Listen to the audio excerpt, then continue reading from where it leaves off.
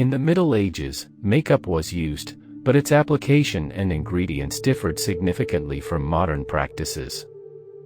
Here are some key aspects of makeup during this historical period.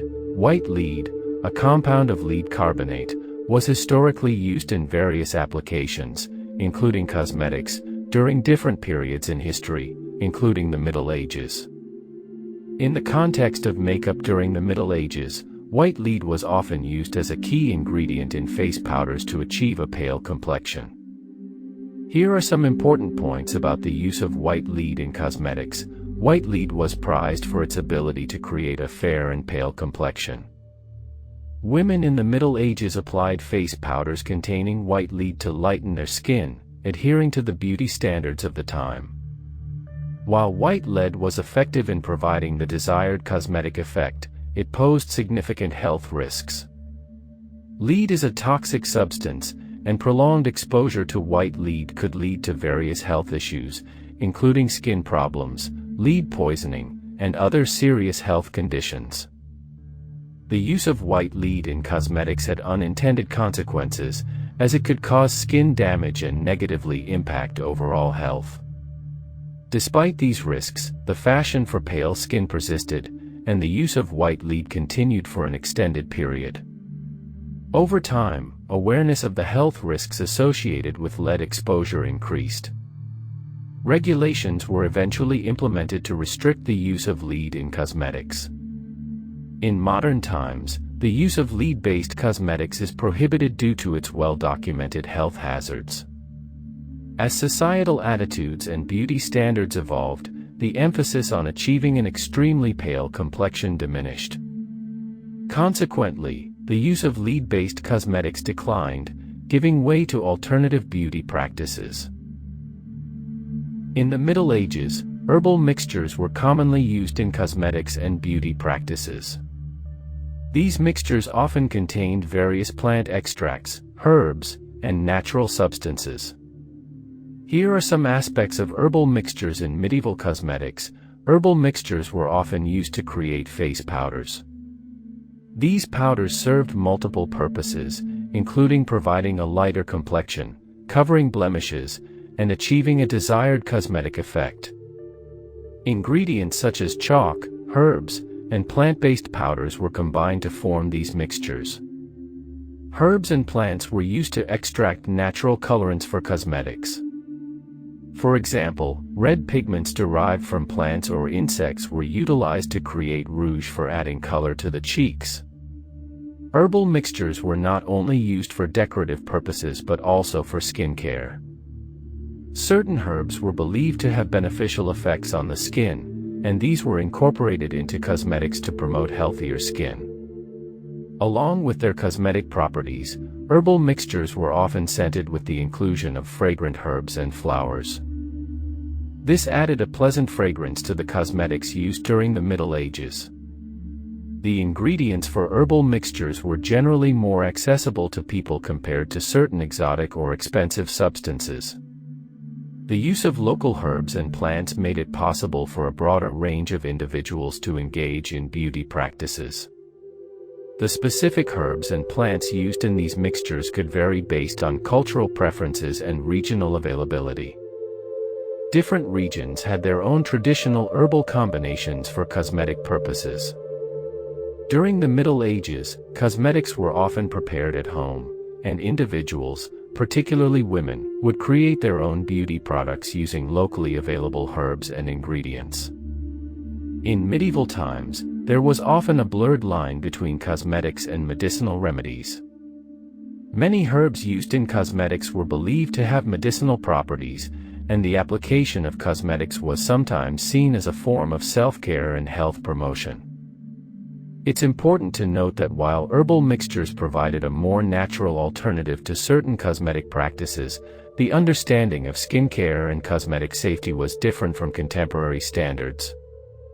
The effectiveness and safety of these mixtures varied, and beauty practices were often influenced by cultural, social, and religious beliefs prevalent during that historical period. During the Middle Ages, the use of rouge and lip color was a part of cosmetics, although the application and ingredients differed from modern makeup practices. Here are some key points regarding rouge and lip color in medieval beauty practices. Rouge was used to add a touch of color to the cheeks. It was applied to create a rosy or flushed appearance. The color of rouge was derived from natural sources such as plant extracts or crushed insects. Red pigments obtained from these sources were mixed with other ingredients to create a cosmetic product. Unlike modern lipsticks with a wide range of colors, lip color in the Middle Ages aimed for a more natural look. The emphasis was on achieving subtle variations in lip tones rather than bold and vibrant colors. The lip color was also derived from natural sources, and various plant-based pigments were used to add a modest tint to the lips.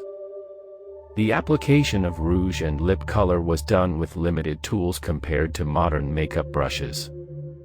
Fingers or simple applicators were likely used for the application.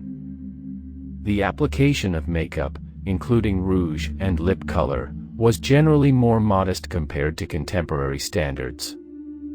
The goal was often to enhance natural features rather than create dramatic effects.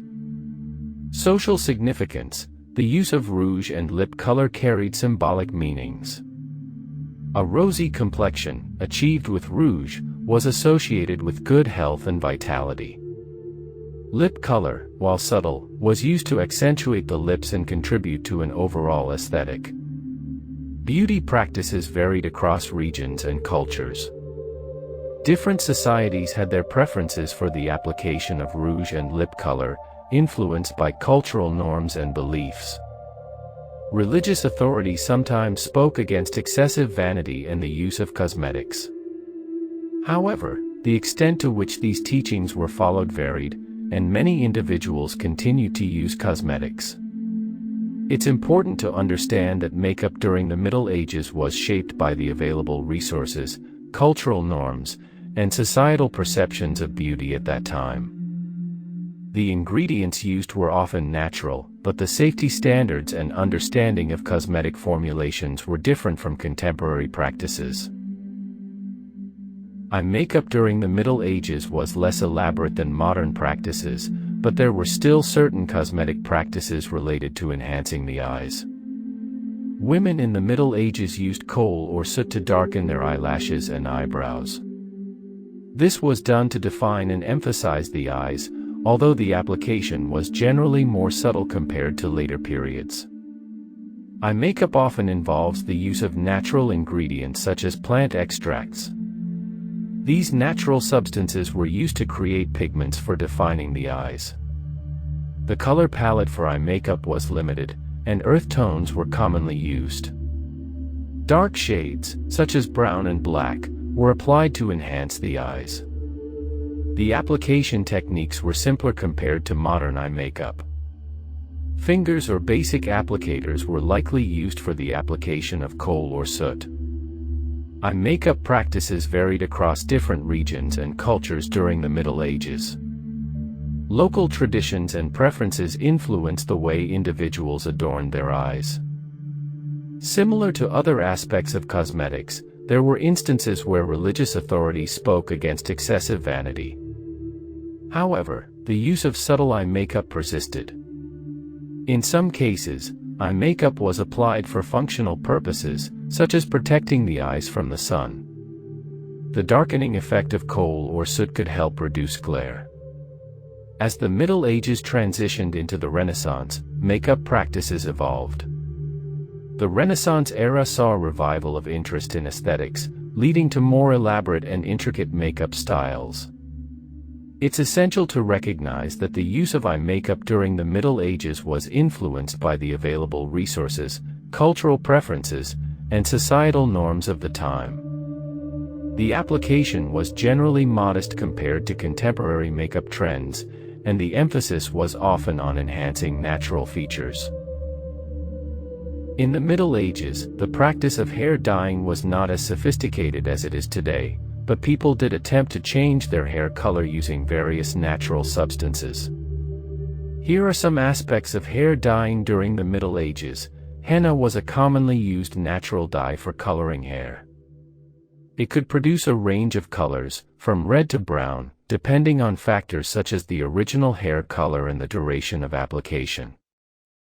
Herbs and plants. Other herbs and plants were also used for dyeing hair. Substances like chamomile, sage, and walnut shells were employed to create different shades. The available natural ingredients limited the range of colors that could be achieved. Earthy tones such as red, brown, and black were more common. Hair dye was typically applied topically. Individuals would either create a paste using natural ingredients or apply the substances directly to the hair. Hair dyeing practices vary across regions and cultures. Different communities had their traditional methods and preferences for changing hair color. The color of one's hair could sometimes be associated with social status or fashion trends. However, the extent to which people dyed their hair varied based on individual choices and cultural norms. Natural hair dyes in the Middle Ages tended to fade over time, especially with regular washing and exposure to the elements. This meant that individuals might need to reapply the dye periodically to maintain the desired color. Religious beliefs and teachings sometimes influenced grooming practices, including hair dyeing. However, the influence varied, and people continued to engage in such practices. As the Middle Ages transitioned into the Renaissance, there was a growing interest in aesthetics and personal grooming. This period saw the emergence of more diverse beauty practices, including advancements in cosmetics and hair care. It's important to note that the availability of certain dyeing agents and the understanding of the chemistry behind hair coloring were limited during the Middle Ages. Hair dyeing was often a natural and rudimentary process, reflecting the resources and knowledge of the time. During the Middle Ages, cosmetic accessories played a significant role in enhancing overall appearance. These accessories were often elaborate and served both practical and aesthetic purposes. Here are some key points about cosmetic accessories in medieval beauty practices. Elaborate headdresses and head coverings were popular among both men and women. These accessories were not only functional in terms of protecting from the elements but also served as fashionable statements. Many headdresses were adorned with jewels, precious metals, and intricate designs, showcasing the wearer's social status and wealth. Women often wore veils and wimples as part of their attire. These accessories served both practical and modest purposes, covering the head and sometimes the neck. The style of veils could vary based on regional and cultural preferences. Women adorned their hair with jeweled hairpins and combs. These accessories were not only functional in securing hairstyles but also added a touch of luxury and elegance. Ribbons and headbands were commonly used to tie and decorate the hair, contributing to overall aesthetic appeal. Perfumed accessories. Accessories like gloves and handkerchiefs were sometimes scented with perfumes. This added a pleasant fragrance to the wearer's attire. Jewelry and gemstones. Jewelry, including necklaces and earrings, was an integral part of medieval fashion. These accessories were often adorned with gemstones and precious metals, serving as status symbols.